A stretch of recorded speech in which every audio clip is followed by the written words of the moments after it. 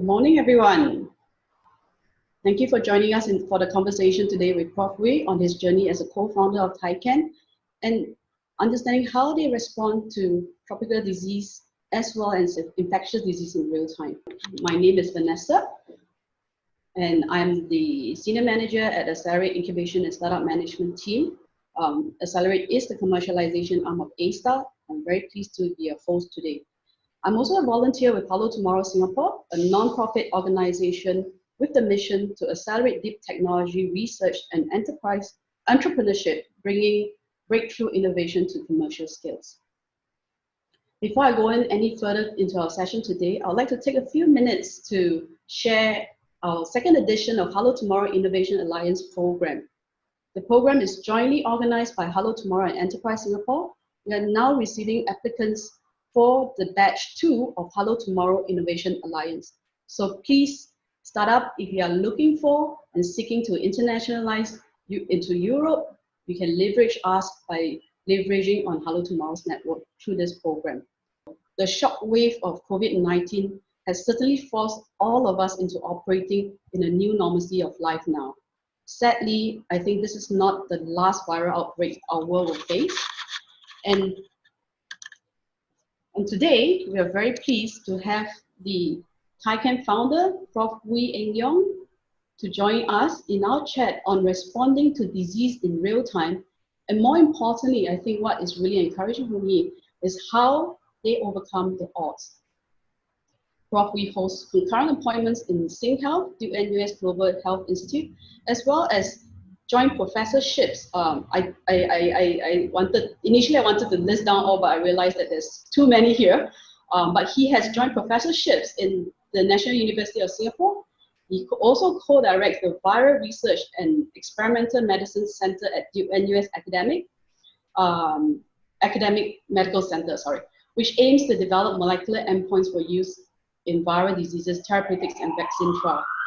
On top of that, Prof Ooi has received multiple times a clinician scientist senior investigator award by the National Medical Research Council in 3 occasions in 2010, 2014, and 2019. Thank you, Prof Ooi, for joining us and taking your time in the midst of your busy schedule running clinical trial. Thanks for having me. So, Prof Ooi, let me just start. As I was going through your bio, it really makes me wonder, how do you actually find the time and the energy to fulfill all your so many different roles and head as a researcher, as a clinical scientist, as a co-founder of a startup? I'm not even talking about the family aspect. The missus will have to take that a separate conversation. So what are your key driving forces that keep you going? Well, I think I work with a great team. I mean, it's at the end of the day, I think it's the team of people that make all this possible. It's not all this that has happening is not just me. A lot of people work very hard behind the scenes, and I think without them, we won't be here today. So, it's a team at both Tychan, 20 over people there now, as well as here in Duke-NUS, in the lab, where the more basic research and the early translation actually happens. So what were your initial challenges, in starting up Tychan? Could you share a little bit with the audience your journey and the history of Tychan, and why Tychan? What is the meaning behind the name Tychan?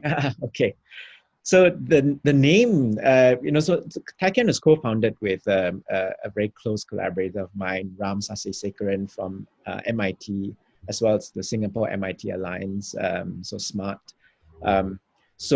And he's a bioengineer, and he's the brain behind all these antibody engineering. And then I bring the clinical, the science to the clinic kind of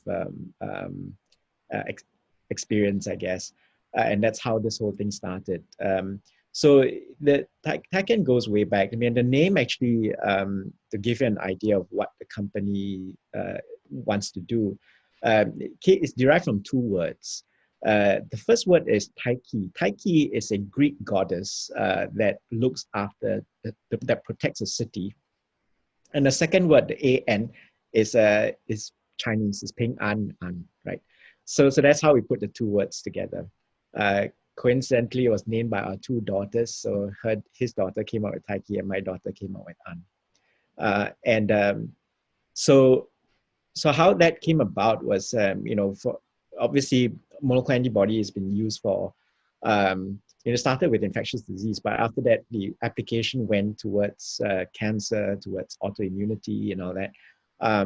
So when I first met him, he was trying to develop antibody, a pan-flu antibody. And I said that, actually dengue could benefit much from an antibody as well. And so he then started work on, we started collaborating on a dengue antibody. That then led to a few things. So one of which was when the 2014 Ebola outbreak in West Africa happened, the Singapore authorities asked, can this be done? Can we develop an Ebola antibody? He of course was, went ahead and said, yes, we can do it. But then we realized how difficult it was. I mean, it took so long to even get anything done. And that we said, if we really want to respond to outbreak, we cannot do it the way it's normally done. Right? And so that was like the real wake-up call. I mean, we knew it was going to be a long journey, but it's more like here are all the practical hurdles on why we cannot translate faster than we should. So when the next outbreak after Ebola was Zika, when that came along, we said, okay, now let's put some science into practice. And so when we started that Zika antibody, at that time this is hearsay, this is what I understand from colleagues in the field, that the fastest anyone had done from DNA, from the DNA of the monoclonal antibody to a cGMP produced material ready for phase 1 was 15 months. So we thought, okay, let's see how fast we can do it. And essentially, we took the entire process. We didn't stop anything. We just did the entire thing, but we did certain things at risk. So instead of doing them in parallel, we did them in series, so that we shrink the time. And we managed to do it in about around a year. So we shrunk that 15 months to a year. And then, but that was a really important exercise, because we then derive a lot of material in all the various stages of manufacturing that we could now allows us to bring in some deep analytics to say, okay, if this is the quality of the final product, at what point have we actually derived the final product? That we don't actually have to go the entire journey, right? So, and what can be shrunk? What are actually unnecessary, right? And what can be bridged by good, deep analytical data? So that Zika was a real start. So the next outbreak that came along was yellow fever, and then we did that in 7 months. And the paper just got published in the New England Journal of Medicine last Thursday, our time. And then now with SARS-CoV-2, we did it in 4 months. So I think we can still. I think there's still a lot of room for improvement. As our chairman said, right? 4 months is still 4 months too long.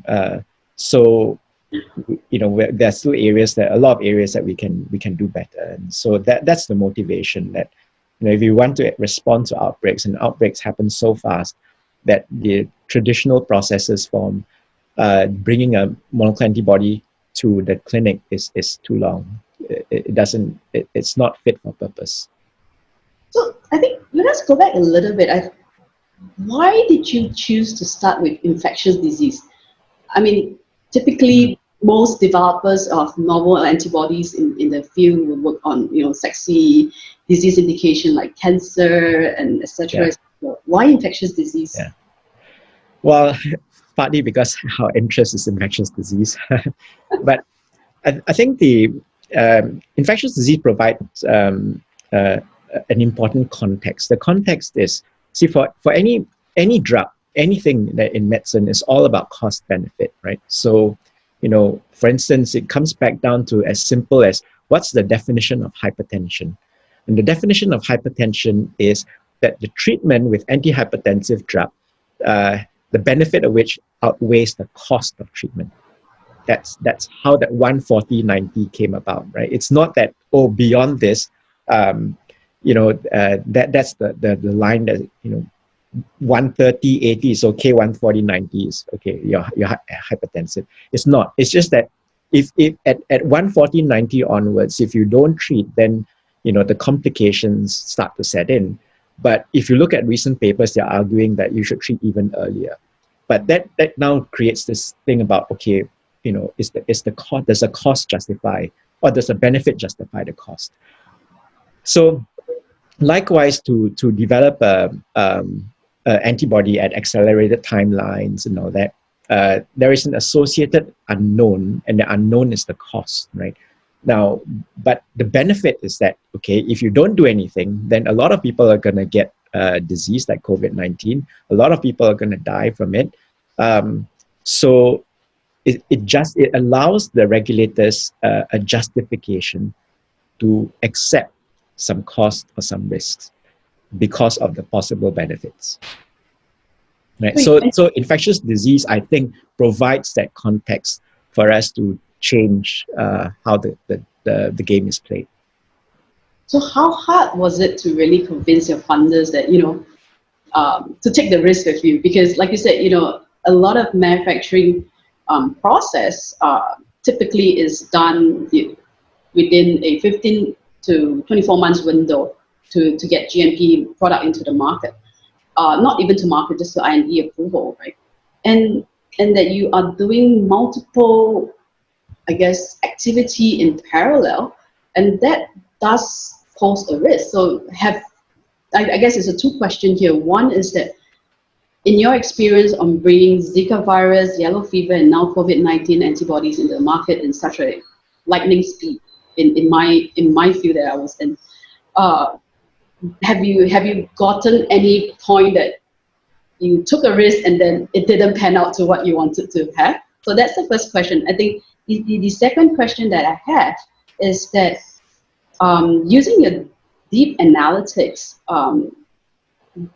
is it you just have to do it once to know, all antibodies production is the same and it's all converging at one point, or every single disease indication you go through, or even every single clone that you're producing, you will have to redo the deep analytics and ask the question, at which point is the product?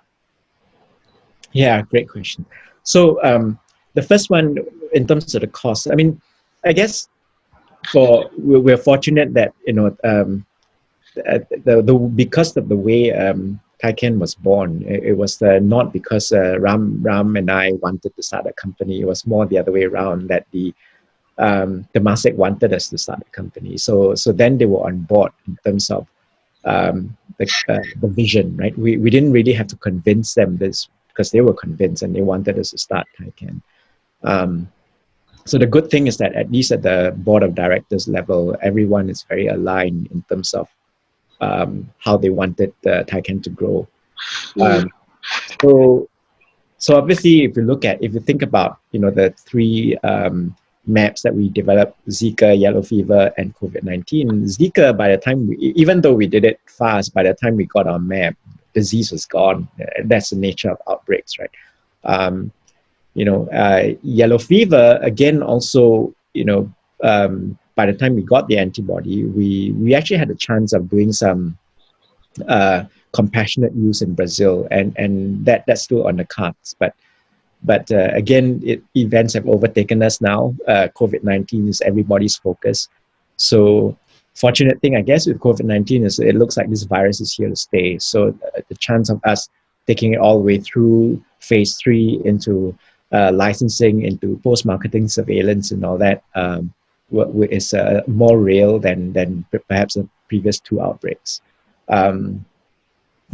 So I think, not everything, there's a little bit of a start-stop infectious disease, especially you want to respond to outbreaks. So it's always, if you think about it in terms of monetary terms, in terms of the financial gains and all that, it's much easier to go after chronic diseases. But I think the real unmet need is in diseases like COVID-19 that suddenly explodes, and you can see how it's crippled Singapore's economy, it's crippled the world's economy. That everyone just wants something to be able to at least allow life to go back to some sense of normality, be it a vaccine or a therapeutic. And my thinking is that you need both. I don't think one can solve the problem on its own. So the sooner we can do this, then we don't need a perfect solution for a time like this. We just need something, and we can take time to perfect it. But I guess speed would really contribute something to society right now. So do you think you can actually break your 4 months timeline in the next response to your next antibody drug? Antibody. I hope so. Yeah, I mean, you asked the second question about how we bridge. I think that if we use the same process, that's what this iteration is, right? I mean, showing part of the journey is to show regulators like HSA and all that if we repeat the process, even though the target has changed, but the backbone of the antibody is the same, the cell that we use is the same, the process we use is the same, the consistency of the product is quite predictable. Right? So that then reassures the, it's not a journey, it's not all Tychan, it's actually a journey with the regulators, and it's shaped by the data. So does different regulators globally share that same vision? Like you mentioned about HSA, about your CFDA, your FDA, and your European counterparts. Do they actually share the same outlook as if the base platform, your production cell line is the same, and your antibody backbone is the same, and that's being well accepted? Yeah, I mean, I think the journey itself is driven by data. That you're right, that our goal is not just to say, hey, we've done this and therefore accept it, but actually to present to them the data and let the data convince them. We've not had to deal directly with FDA so far, although we have had things like NIH and all that have taken interest in what we were doing earlier on, and but yeah, we'll see. So I think I picked into one of the question by Dr. B. Xuezi from BTI. He was asking, if you could share what are the key bottlenecks in antibody bioprocessing that you generally found that it was helpful to help you to sort of compress your timeline to the market? Yeah, I guess to be honest, I'm not the person doing all this manufacturing and all that. My focus in helping Tychan is more in the translation. So in terms of looking at the virus neutralization, the antiviral measurements, the kind of assays, what kind of preclinical studies that we needed to do, what kind of data, and how to interpret the data that then takes us into the clinical side. And then in the early phase clinical trials, how we look at safety and how we look at potency and everything. The manufacturing side, I defer more to Nandu, who's running the company, as well as Ram, who's the bioengineer. As far as I know, I forget to add that we also have a very capable partner in WuXi. And so because they are very experienced and they have also thought through their process as well, so we've been able to do this rapidly and with good yield. So that's in part, largely thanks to WuXi. We've not had any, as far as I can think, I don't think we've had any major bottleneck. Obviously, again, bringing all the analytics help, because you can then know that what you are getting at this point in time, can kind of tell you that what's going to come out downstream is going to be okay. Right? I mean, because you're compressing time so fast and doing things in parallel, what the obvious risk is that, something has gone wrong and that you don't realize it until, 3-4 steps later, then you realize actually this whole thing doesn't work. And that's wasted another few weeks. But by analyzing it at each step, we know that, one is going to be able to predict the other.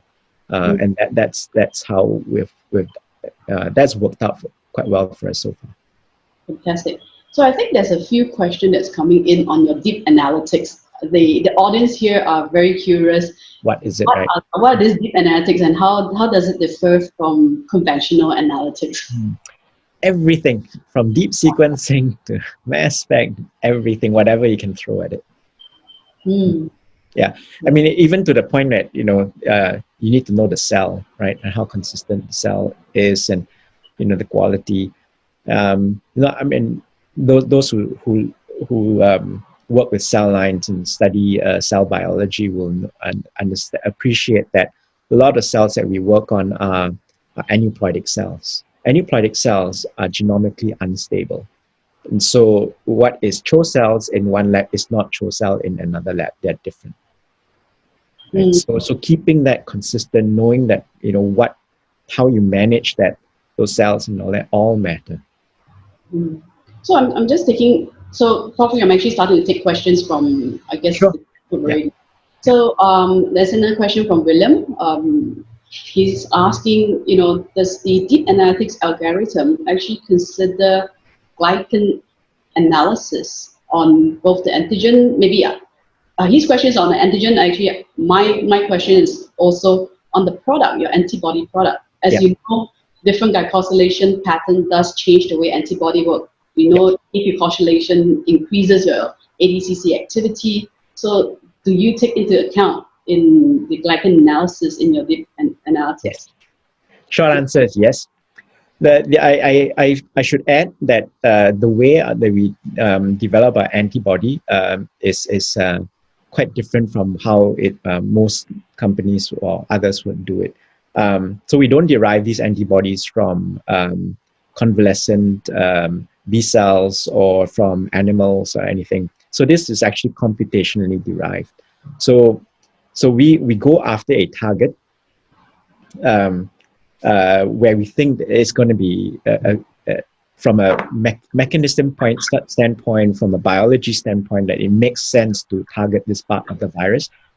And then what is done is that you go to the entire FAB library sequence that's been published in the public databases, take that, and then the computation, you dock those antibodies on. And so you can now explore combinations. For instance, you can take say a VL from a variable light chain from, say, an anti-CMV antibody, and a VH, the variable heavy chain from, say, Herceptin, for example. Herceptin, antibody, and then combine the two. It doesn't exist in nature, right? Because they will go in pairs. But now you can toggle and bring those pairs that do not normally go together to go after an epitope. The other thing that's Ram Sasekaran's expertise is that he also looks at both in terms of the paratope as well as epitope on what amino acid can change. And the idea is that if the amino acid is in interaction with a whole lot of other amino acid residues, that may cause it to be important in holding the tertiary or the quaternary structure together. So those amino acid you cannot change, right? So from an epitope point of view, that's where we want to go. So that the sequence is not only conserved, but it's actually constrained. It cannot change. And the chances of resistance developing is much lower. Then on the antibody side, you also want to know, if you choose these combinations, can you change them to improve the binding affinity and potency, etc. So using all those, then we bring the whole thing together, and that's how we identify antibodies. And so then coming back to the question is that it's a very long way of answering a question, but coming back to the question, you're right that glycosylation and all that could change the paratope epitope interaction, but you can actually computationally cater for all these possibilities right at the start of the engineering process. That's very interesting. I think you will hear a lot of people knocking on your door on your algorithms soon. and a very nice segue into that question, the answer that you have is Shan Chong wanted to know what receptor does your antibody bind to? Are you able to review there? For the SARS coronavirus 2, it binds to a part of the RBD, but not over the ACE2 binding site. So it's actually on off the ACE2 binding site. And what it does is that we think it fixes the spike in a particular conformation, and it cannot move. And so then it cannot uncoat. So it doesn't stop the RBD from binding to ACE2, but it just cripples the virus after that. It cannot undergo the kind of conformational change necessary for fusion to occur. And that was how we went after Zika and yellow fever as well. That we didn't stop virus entry, but we're aiming to stop virus fusion. Now, maybe that's unnecessary for SARS coronavirus 2, but for flaviviruses, that was important, we felt, right? Because and that goes back to the work that we did in our lab. For dengue, there was this concern about antibody enhanced infection, where for the antibodies that you develop after one infection with one type of dengue, then predisposes you to more severe dengue, because the cross-reactive antibodies do not neutralize the second infection with a different virus, but instead help the virus to get into myeloid cells through the Fc receptors. So we reason that it doesn't matter what the primary receptor is, the virus is going to go in through the Fc receptor, right? Which is completely independent of virus host cell binding. Therefore, the only way to stop the virus to replicate must be to stop it from fusing with the endosomal membrane. So that's how we've reasoned this right from the very beginning, right? And so therefore, when we came at SARS coronavirus 2, again, there was this hypothetical concern that there is such a thing as antibody-dependent enhancement in coronavirus. It's more real, perhaps, for the feline coronavirus, where, again, it also targets the macrophages. I don't think it's important for SARS coronavirus 2, but because of the hypothetical concern, so we also decided that we're not going to try and block the virus binding to ACE2, but we're going to stop the fusion. And I think stopping fusion also makes sense, because that is a highly constrained epitope. In contrast, the ACE2 binding epitope is very variable, and that's why SARS and SARS coronavirus 2 both use the same receptor, but you cannot neutralize each other if you target that part. So you talk about using computational as your first base to start generating an antibody. The structure, where does the structure of the antigen target come into play in that realm? So the structure came from SARS.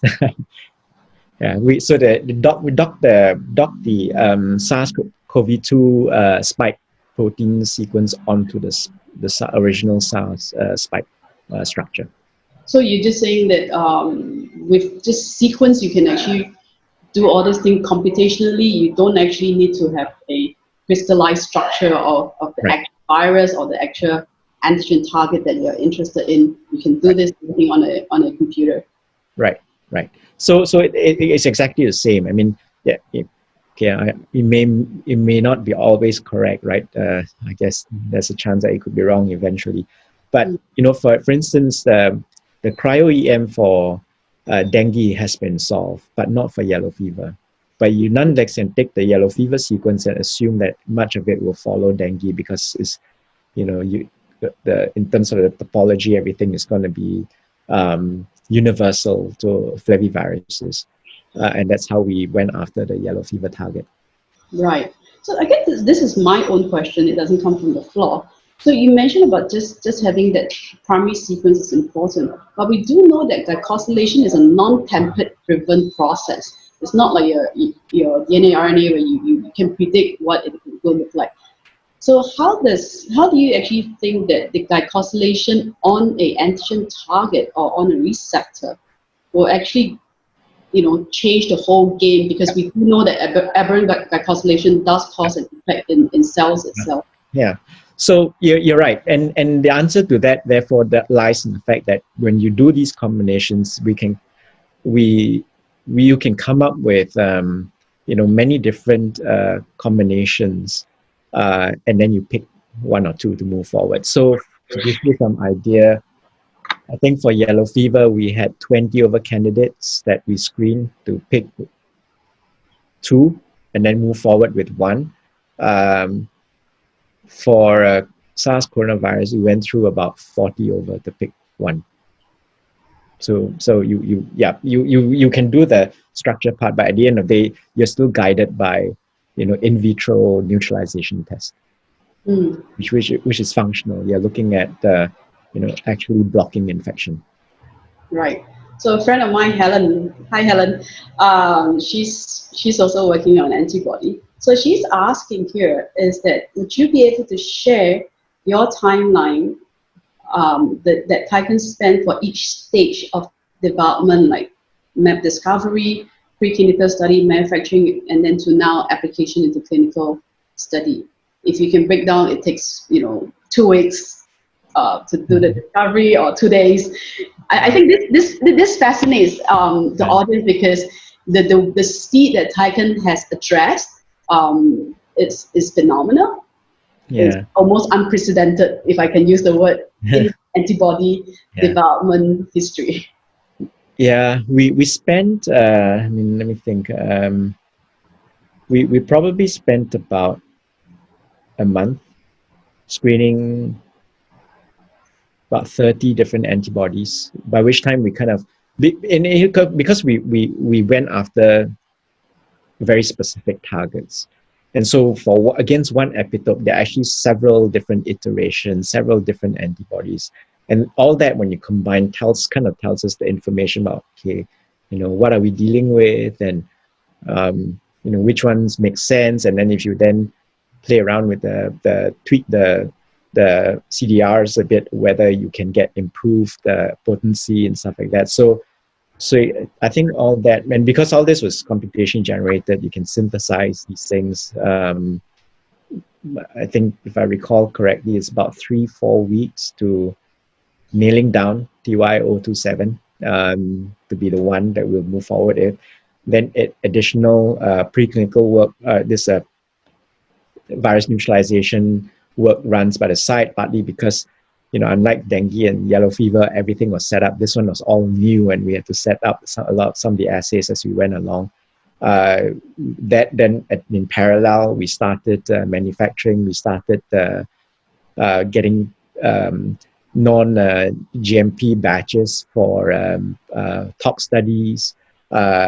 Designed our first clinical trial. Got it through. Reviewed with the clinicians, with the investigational medicine unit to make sure that it can be done and all that. We wrote the protocol so that when the data came, we plugged it in to the protocol, and then submitted the HSA, the IRB, all in parallel. Yeah, so we don't wait for everything to be lined up. HSA has been an excellent partner, and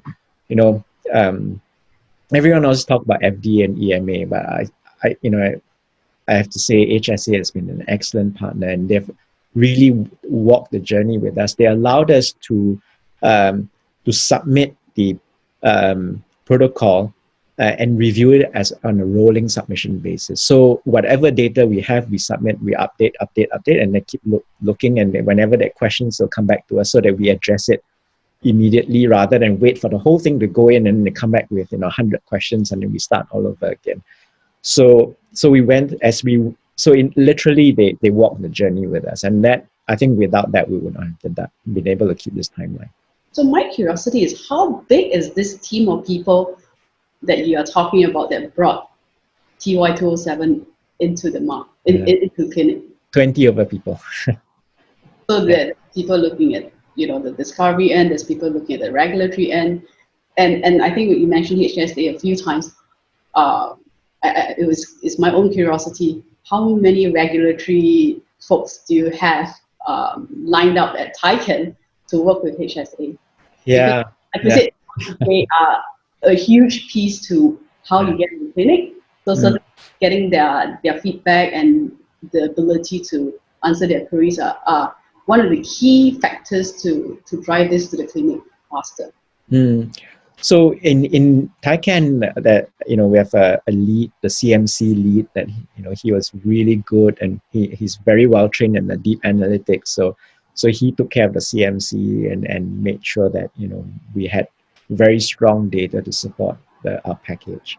And then on the clinical side, a couple of people, Justin Eng and Anjali, who helped did a lot of the heavy lifting in terms of protocol writing and all that. I have to say, I just edited drafts. I didn't have to write it. So they did all the writing. And then because we have built very strong collaborative partnership with SGH and Sing Health, so the clinicians are also very involved with this process. So that we know that at the end of the day, when whatever that moves into the protocol, when it gets to the clinic stage, it can be done. That there's no surprises, because the clinicians have gone through it, thought through it. They know that it can be done, right? So no surprises when you get to that stage. The worst thing is, I think, everything is approved, then you get to the clinic and it actually cannot be done, right? And surprisingly, and that's where the breakdown tends to happen. That in the field of science, we don't always appreciate what happens or what cannot happen in the clinics for various reasons. Sometimes it's just practical issues that stop it, right? But so it's helpful to know what the clinicians can do and cannot do practically. Okay, I will just take one last tech-related question here. It's by David Wu. So I'll read it out directly. I think your technology acts as a pseudo-molecular clamp. How long does your antibody last in the body? I think this is talking about half-life. Is the antibody-bound virus cleared from the system effectively? And what mechanism does it use to clear? Yeah, great question, David. So the half-life is very typical of all IgG antibodies, IgG1 antibodies. So it's about 2 weeks. And again, very reproducible across, so you look at Zika, you look at yellow fever, it's the same. So that's very predictable. In terms of how the antigens are removed, we don't fully know. And that's partly why we took the stand, again, coming from a lot of work that we have done with dengue, that we don't modify the FC. We actually keep the FC as it is, so that the FC receptor mediated functions are all in play. I mean, to avoid this idea of antibody dependent enhancement, some people have explored this LALA mutants and all that, where you modify the FC so that it does not interact with FC receptors.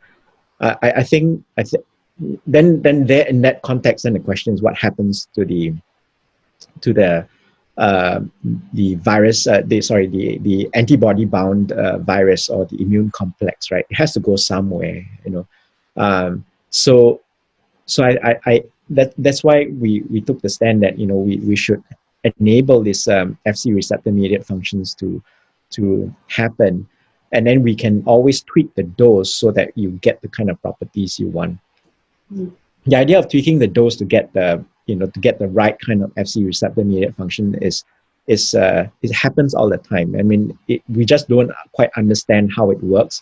So it is possible that the idea of IVIG, intravenous immunoglobulin, which has an anti-inflammatory property, but nobody really knows how the anti-inflammation works. So some people postulate, various receptors have been postulated. One possibility is that because you put in so much antibodies, that when it binds to the antigens and all that, it creates this slightly larger immune complex. The larger immune complex, now it can interact with FC receptors that are expressed at lower level.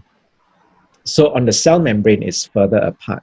And for FC receptors, you need to co-ligate them, right? So one such receptor is FC gamma receptor 2B. And many years ago, Chan Kwan Rong in a lab, when he did his PhD, now he's a principal research scientist. In his PhD days, he showed that for dengue, that's how it works. If you have a lot of immune antibodies, even if these are not completely neutralizing, as long as you can aggregate the virus to form this immune complex, you will co-ligate FC gamma receptor Fc gamma receptor 2b, this receptor is an inhibitory receptor. So it shuts off inflammation. It shuts off all the signaling, right? So for a disease like COVID-19, where inflammation is driving the pathogenesis, then, actually a high-dose antibody not only knocks out the virus, but it could potentially also be anti-inflammatory. So maybe that's the reason why some of the cytokine storm, the early, Right. The observation of how some people actually have a huge reaction to the virus actually give them more problem than helping them to treat the virus by the immune. Right. So I think that's the nice thing about antibody, right? Besides just being that antiviral, having an antiviral property, there are other properties that you can bring into play, by tweaking certain things, including the dose. So okay, let's go into more light-hearted topics. I think we've covered the technology. I hope most of the audience here are people that are within the field. So I think just going to more light-hearted notes on the challenges ahead for yourself as a clinician scientist, as well as for the antibody that Tychan developed. We see there's so many different ways of what I call the race to COVID-19 pandemic solution, right? You have your detection, you have your protection and prevention methods, and the treatment. So we saw the first wave of race to detection. Even a lot of our local researchers joined in and worked very hard to fight COVID-19 by launching different sets of test kits, ranging from Fortitude, Resolute, CPAS. I think the most recent one is called Assured, which is an antibody-based kit. So, and these are all conceived and designed in Singapore. I think what I'm seeing here as the second wave is the wave of vaccines. So you see Moderna, AstraZeneca coming out. There was another company, I can't remember what's its name, posing their different promises in how post-immunizing their phase 1 clinical trial patients, they do see no severe clinical side effects, and that they are seeing very good promising data coming up from it. And I understand, maybe not the audience, is that antibody is a different approach. It's definitely not a vaccine. So maybe, Prof, you would like to take some time to have a little short explanation of the difference between vaccines and antibody treatment, and how does that work? Right. Yeah. Antibodies, basically are produced from vaccines or from infection. And long before the Fleming discovered penicillin, that was how we treated infectious diseases, right? So we get antibodies from donkeys, from horses, from large animals. So you inject for example, diphtheria. You inject the toxin into the animals, and then you harvest the serum, and the serum would contain anti-diphtheria toxin antibody. Then when someone gets diphtheria, you infuse the antibody. That worked, but it also means that you can only use it 1 or 2 times, because after that they'll develop anti-horse or anti-donkey antibodies, and that's it. It won't work anymore, right? And that's why we then discovered the type 3 hypersensitivities or serum sickness, because you actually react against these antibodies. And so it was really a mainstay in infectious disease treatment until penicillin was discovered. Then opened up the era of antibiotics, and then we dropped this kind of dirty approach. But monoclonal antibody, with the discovery of monoclonal antibody, that changes everything, right? How you make antibodies and all that in the lab. But again, it was a difficult. It's a lot of technology is in its infancy, so everything was expensive. And one of the things that we learned from doing Zika, yellow fever, and all that is that as you shrink the time, actually the cost comes down tremendously. The biggest contributor to the cost of drug and all that is time, because so many people are involved. You have to pay for their time and all that. And so because of this enormous developmental cost, then you want to go after a disease where the usage is chronic, the usage is high, and people are willing to pay, right? i.e. cancer and autoimmune diseases and all that. Whereas infectious disease, you give one cause, like we think that COVID-19, one dose is going to be enough because of the half-life of 2 weeks, and then you cure the problem, then where's the money, right? You can't keep making this money. So, but I think that's where we then need to push the technology to make it more applicable to infectious disease. So the kind of paradigm that monoclonal antibody development or therapeutic monoclonal antibody development that's been applied for cancer cannot apply to infectious disease because it's commercially just not viable. So you kind of have to reinvent that wheel. So that then allows us to give the antibody before infection and before vaccination so that you will prevent disease. Or that when you get disease, you give the antibodies earlier so that you recover faster. But this is where it doesn't last, so it's only for 2 weeks. So what you could do if you really have to, if there's no vaccine, and let's say someone has to travel to a place where clearly there's a lot of COVID-2, or you have a localized outbreak, let's say a nursing home or something like that, then you could use that as a prophylaxis where you give it to everyone before they even got infection or before they even develop symptoms. And I think that's an even better way of using antibody. Unfortunately, it's a terrible way to do a clinical trial. It's amazingly expensive. Many years ago, in 2009, during the H1N1 swine origin, H1N1 pandemic, at that time we were also looking at chloroquine, and that's this controversy with hydroxychloroquine.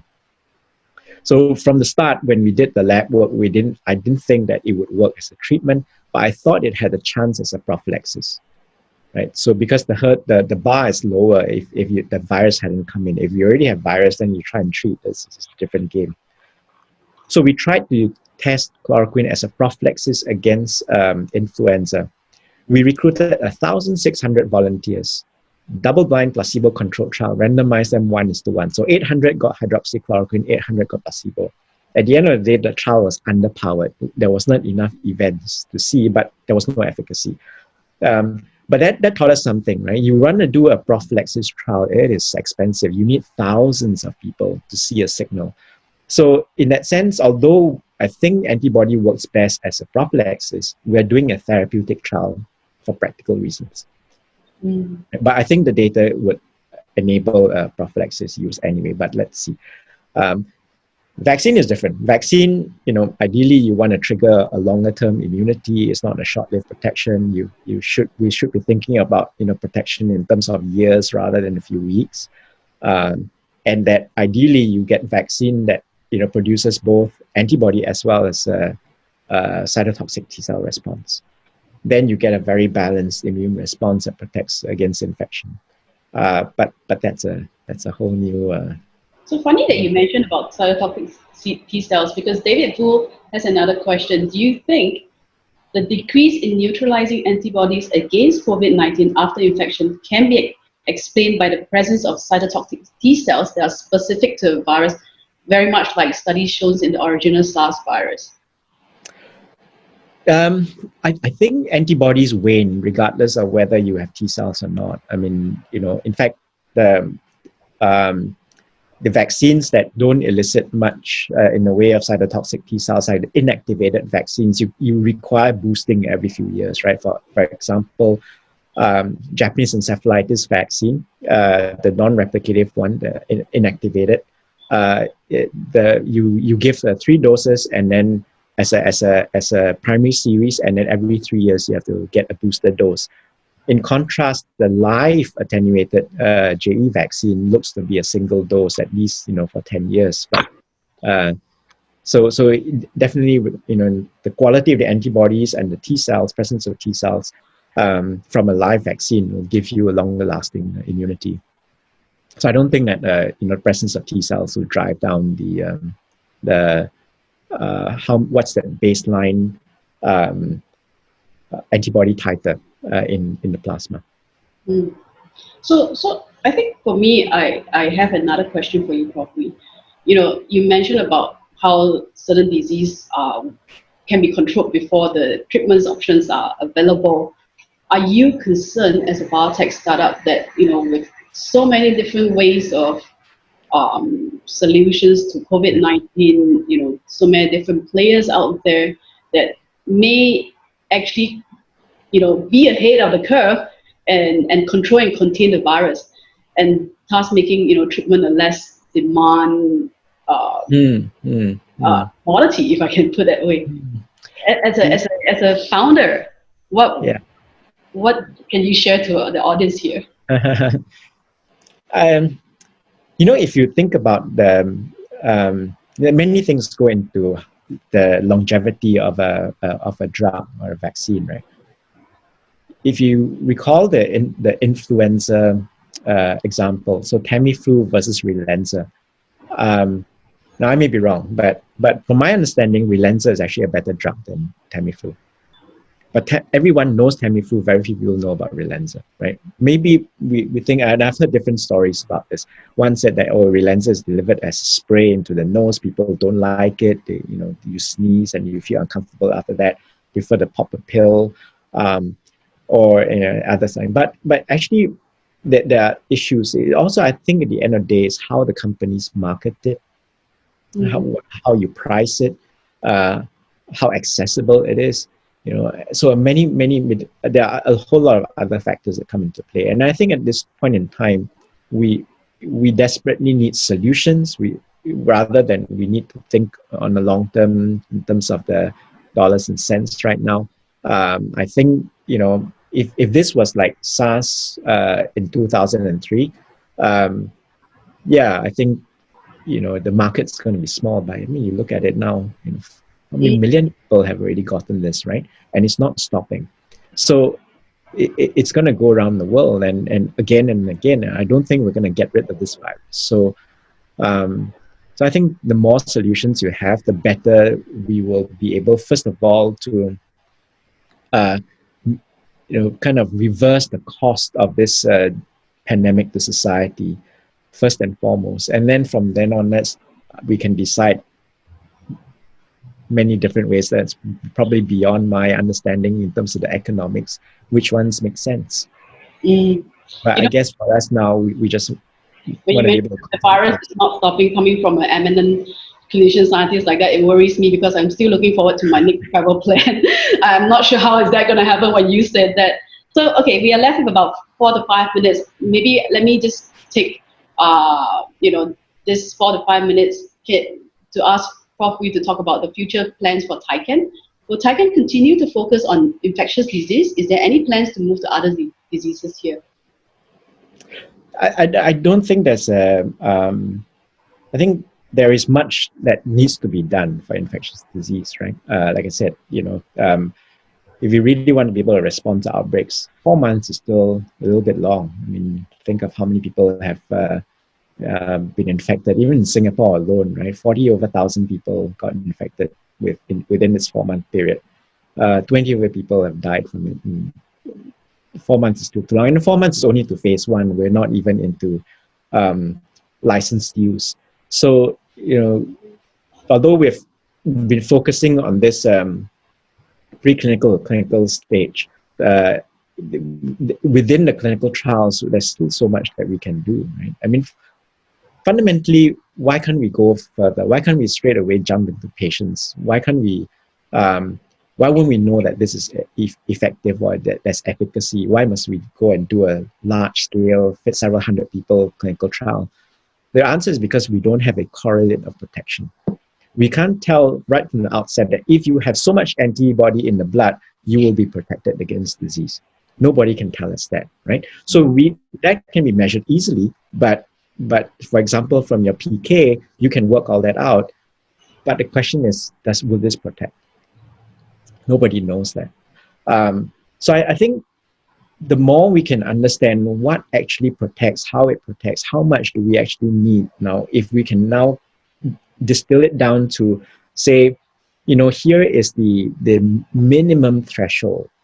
And it's a most conservative look at things, that if you have a drug that exceeds your EC50 by, say, 10 times, 99% of the time it's going to work. In which case, do we need a phase 3 trial? Like maybe, you can in parallel run a phase 3 trial, but it shouldn't stop you getting into patients now, right?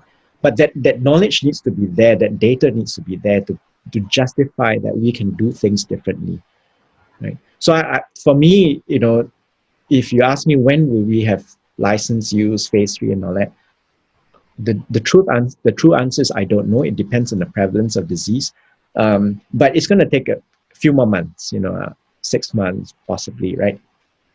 But which means that the whole journey still takes about a year. It's still a year too long, right? Why can't we do this in a faster way? Why can't we make it happen within, say, a few weeks from you know, a new virus emerging? In a few weeks, we should have solutions that may not be perfect, but it will work at least to save some lives, right? And I think that's where we want to be, and I think we have a long way to go still. So do you have any plans to engage more with the local players in terms of biotechs, as well as, I guess, research institution going forward to help to build the entire biotech ecosystem in Singapore? Yeah, absolutely. I mean, I think it will take a you know, more than just Tychan or Duke-NUS to solve this. This is a major undertaking, right? And the more we can look at things with take a fresh look at things, come from it from a, you know, imagine the possibilities and explore it, the better it would be, rather than be stuck in the current paradigm. Obviously, it's not working well. Okay, I think we are right on dot. This is it's 12 now. So thank you very much, Prof Ooi, for your sharing. It's very, very heartening to hear your earnest views on various discussion points, from the, you know, how we geek out in the middle on the technical terms, to, you know, what's your view on how infectious disease should be tackled in the future. So for the audience here who may be thinking of creating their own biotech startup, maybe Prof Ooi, you could just give us one pointer on how to start on the right foot here. I wish I knew. I mean, that's the honest truth. That's the honest truth. But that's okay. I think you know, this is just how you know, research is, right? You go in and you try again. Yeah. I think, you know, follow your dreams, man. I like that. You know until you try. So follow your dreams. So everybody, follow your dreams, follow your tummy. You can go to lunch. Once again, thank you very much, Prof Ooi, for your precious time today. With this, I shall close our discussion today. On behalf of the organizing team at A StartCentral and Hello Tomorrow Singapore, thank you everyone for your time and participation in this forum. I wish you all have a wonderful lunch, and thank you once again. Thank you. Thank you, Prof Ooi. Thanks. Right.